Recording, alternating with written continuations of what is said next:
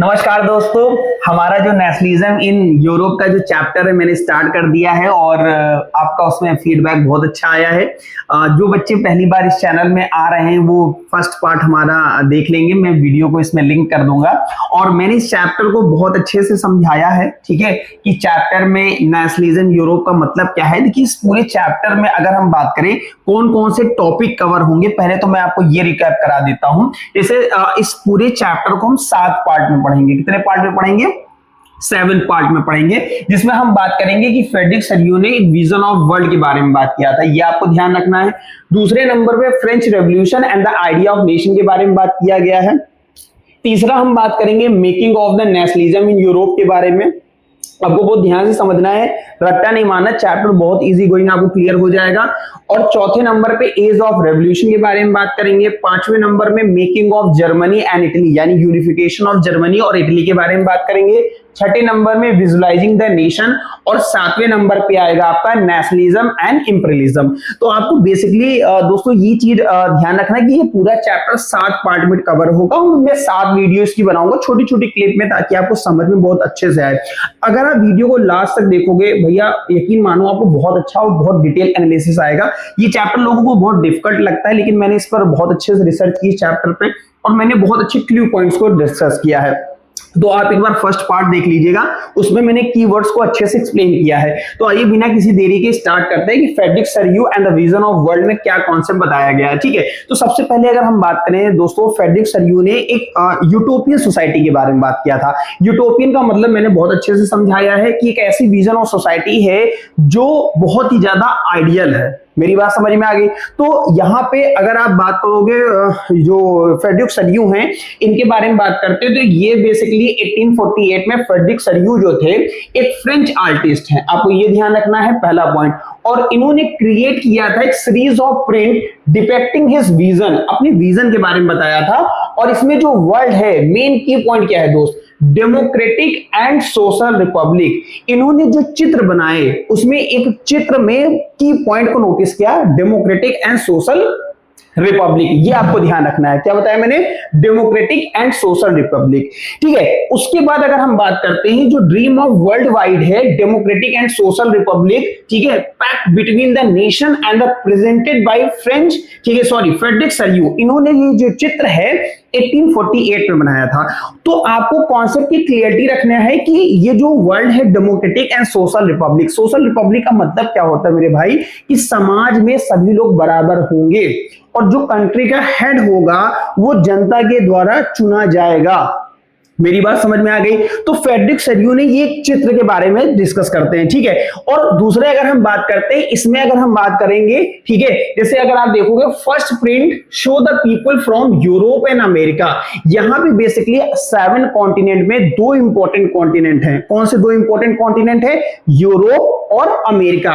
यहां के लोग, अब यूरोप और अमेरिका में बहुत सारी कंट्री है मेरे भाई, मेरी बात समझ रहे हो? तो जो कंट्री है वहां के लोग एक लंबी मार्च पास करते हुए जा रहे हैं। देखिए लिखा हुआ all age and social classes, हर एक एज ग्रुप के बच्चे या लोग कह सकते हो बड़े बूढ़े सभी लोग marching in a procession and paying tribute to the Statue of Liberty and symbolising the freedom and enlightenment. अगर आप बात करोगे यहाँ पे उनको एक तरीके से कह सकते हो फ्रीडम महसूस हो रही थी। फ्रीडम इन द सेंस आप कह सकते हो उनको एक ऐसी पावर मिल रही थी, एक ऐसा जुनून मिल रहा था जिसमें वो एक तरीके से कह सकते हो आजादी के बारे में बात कर रहे थे। आप यहाँ पे देखो एब्सोल्यूटिस्ट फॉर्म ऑफ गवर्नमेंट मैंने बताया था ना, जहां पे मोनार्की होती है, एब्सोल्यूट मतलब मोनार्की ही होगी। मेरी बात समझ? इससे पहले की वीडियो में मैंने बहुत अच्छे से समझाया है।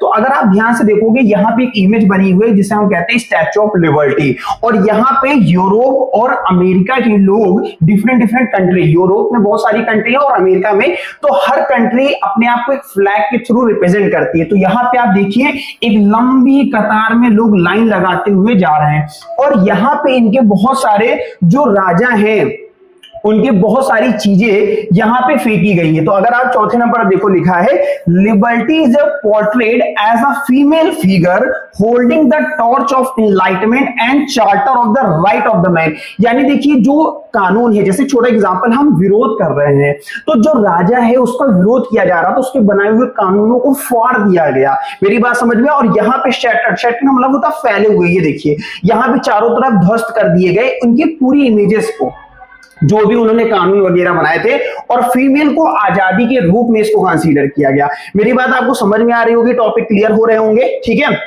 आपको ये चीज ध्यान रखना है, स्पेशली जो यहाँ पे अगर हम बात करते हैं फ्रांस और फ्रांस में से ही 1848 में फ्रेडरिक सड्यू ने प्रिंट डिक्लेयर किया, और ये जो प्रिंट बनाया इसमें इन्होंने सोशल डेमोक्रेटिक के बारे में रिप्रेजेंट किया, ठीक है, सोशल, ठीक है, डेमोक्रेटिक सोशल रिपब्लिक, ये आपको ध्यान रखना है। कॉन्सेप्ट क्लियर हो रहा होगा बहुत अच्छे से, ठीक है। इसी में अगर हम आगे बात करते हैं दोस्तों, तो यहाँ पे देखिए क्या लिखा है, since including the shattered symbols absolutist institution. अभी मैंने एब्सोल्यूटिस्ट इंस्टीट्यूशन बहुत अच्छे से समझाया था, उन्हीं के बनाए हुए जो सिंबल्स थे, कानून थे, उनको फेंक दिया गया, and representing the overthrow of the oppressive regime, और ये विरोध करने का तरीका था, ठीक है, ये चीज आपको ध्यान रखना है। एंड डिफरेंट नेशन, अभी आपको लंबी कतार में लोग लाइन लगाते हुए जा रहे थे, different nation are depicting through the flag, वो अपने आप को रिप्रेजेंट कैसे कर रहे थे, सब कोई अपनी अपनी कंट्री का क्या हुआ था, फ्लैग लेके चल रहा था। अगर आप ध्यान से देखोगे, ठीक है, मैंने यहाँ पे आपको दिखाया कि हर कंट्री अपने अपने फ्लैग के थ्रू अपने आप को क्या कर रही है, रिप्रेजेंट कर रही है। जैसे इंडिया का फ्लैग होता है वैसे हर कंट्री का अपना एक फ्लैग होता है जिससे अपने आप को रिप्रेजेंट कर रही है।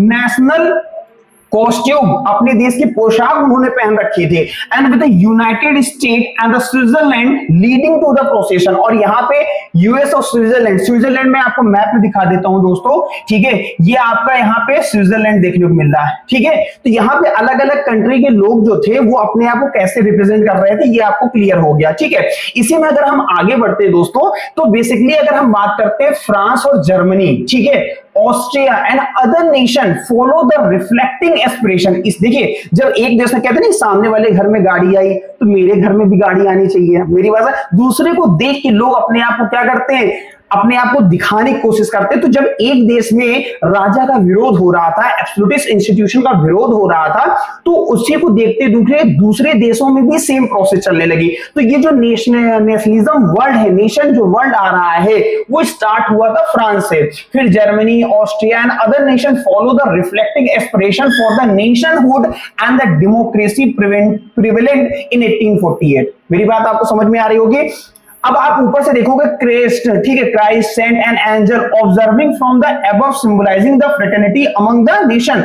अगर आप ध्यान से देखोगे इसी इमेज को, तो मैंने अभी आपको बताया ना कि ऊपर से बहुत सारे गॉड, एंजल्स, ये सारी देखिए ऊपर से देख रहे हैं, और यहाँ पे कैसे एक दूसरे के साथ लोग ब्रदरहुड की फीलिंग, यानी कि एक तरीके से भाईचारा, मेरी बात समझ है, इसको निभाते हुए ऊपर से सारे गॉड देख रहे हैं जिन्हें हम क्राइस्ट, सेंट और एंजल्स के रूप में रिप्रेजेंट कर रहे हैं। मेरी बात समझ में आ रही होगी आपको अच्छे से, ठीक है। तो आपको ये चीज क्लियर हो गया होगा कि किस तरीके यहाँ पर डिफरेंट सिंबल कंट्री के हमने यहाँ पे फ्लैग को भी रिप्रेजेंट किया है, ठीक है।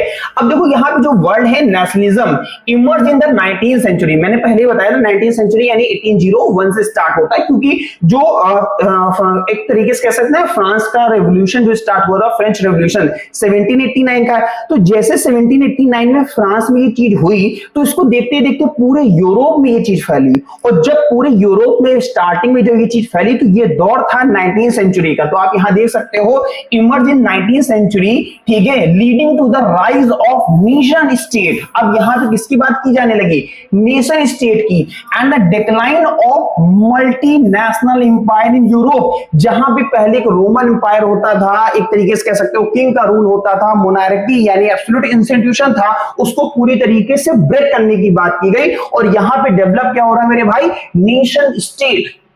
मेरी बात समझ में आ गई। तो nation state were based on shared sense of common. अब नेशन स्टेट क्या होता है, जहां पे लोग एक दूसरे की क्या होती, कॉमन आइडेंटिटी। जैसे आप किसी दूसरे देश में जाओगे तो कहोगे भैया आप कहां से हो, भारत से, आप कहां से हो, भारत से, आप कहां से हो, भारत से, आप कहां से हो, यूएस से। तो आप कंट्री के थ्रू अपने आप को रिप्रेजेंट कर रहे हो। मेरी बात समझे, कॉमन आइडेंटिटी है, कल्चर है, लैंग्वेज है, मेरी बात, आपको हिंदी बोलना है तो आप तुरंत समझ जाते हैं अच्छा भारतीय है, ठीक है। लैंग्वेज और history where the centralised power are defined territorial control develop the later with the rise of modern state. आपको ये डिफिनेशन माइंड में दोस्त याद रखनी है कि नेशन स्टेट क्या है मेरे भाई, नेशन स्टेट क्या है, इस वर्ड को आपको ध्यान रखना है। एक्चुअल में नेशन स्टेट क्या है, तो वो are based on the shared sense of common identity, culture, language. अभी जैसे मैंने एग्जांपल दिया कि एक लंबी कतार में लोग लाइन लगाते हुए जा रहे हैं, यानी कि हर व्यक्ति अपने कल्चर को रिप्रेजेंट कर रहा है with the help of flag,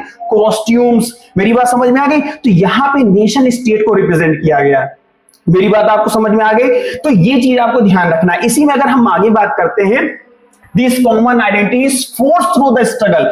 ये जो मतलब एक तरीके से कह सकते हो कॉमन आइडेंटिटी मिली है, ये कोई एक दिन की लड़ाई नहीं है, बहुत लंबा संघर्ष हुआ। मेरी बात समझ में आ गई?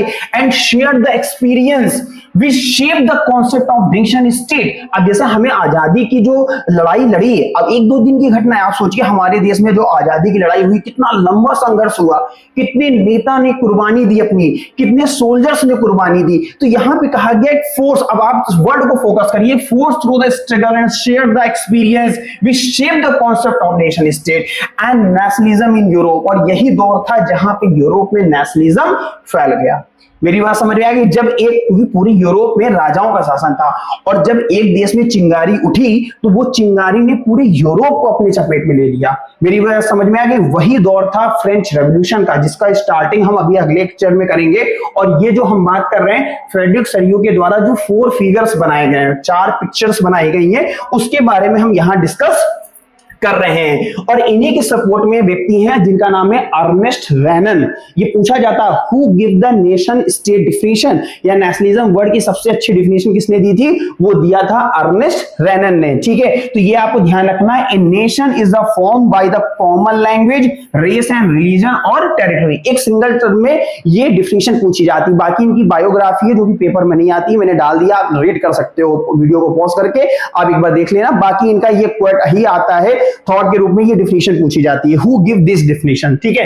तो आपको समझ में आ रहा होगा। और यहां पे एक वर्ड आता है प्लेबिसाइट। इन्होंने बताया कि हम अपने देश में जनता के द्वारा चुनी हुई चीजों को कैसे है ना, हम एक तरीके से कह सकते हो शामिल करेंगे। मेरी बात समझ में आ गई? यानी कि जनता हाँ या ना में आंसर देती है, जिसे हम प्लेबिसाइट कहते हैं। क्योंकि सरकार किसके द्वारा, आप वोट करने जा रहे हो तो या तो यस करोगे या तो नो करोगे, या तो उसको वोट दोगे या तो वोट नहीं दोगे। तो हम जनता के द्वारा सरकार बनाएंगे, जिसे आपको याद हो मैंने बताया ना democracy and social republic, word 4 figure Frederick वाला केस था। तो ये आपको ध्यान रखना है। मेरी बात समझ में आ रही होगी। हम जो अगला टॉपिक स्टार्ट करेंगे, ठीक है, जिसे हम बोलेंगे फ्रेंच रेवोल्यूशन, ठीक है, वो हम अगली वीडियो में डिस्कस करेंगे एक्चुअल में फ्रेंच रेवोल्यूशन क्या था और कैसे आगे का दौर हुआ। तो मैंने 7 पॉइंट में एक पॉइंट दोस्तों बहुत अच्छे से आपको क्लियर कर दिया। आप स्टेप बाय स्टेप वीडियो को देखिएगा, मैं हर वीडियो का लिंक एक दूसरे में शेयर कर दूंगा।